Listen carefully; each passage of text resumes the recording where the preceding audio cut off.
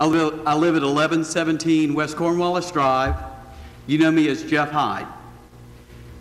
Last June 17th, I came to my first county commissioners meeting.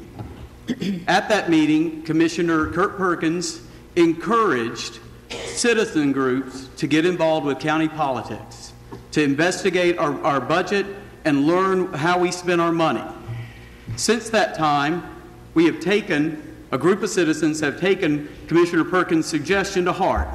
We have met at our homes, spent hours, called commissioners, met with county staff, digging and asking questions and learning about the county's budget. And learn we have. We have identified almost $70 million that we believe are opportunities for the commissioners should look at to reform county tax spending.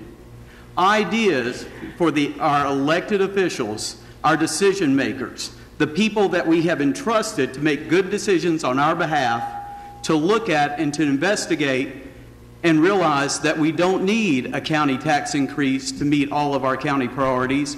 We just have to have some discipline, some prudence, and resolve.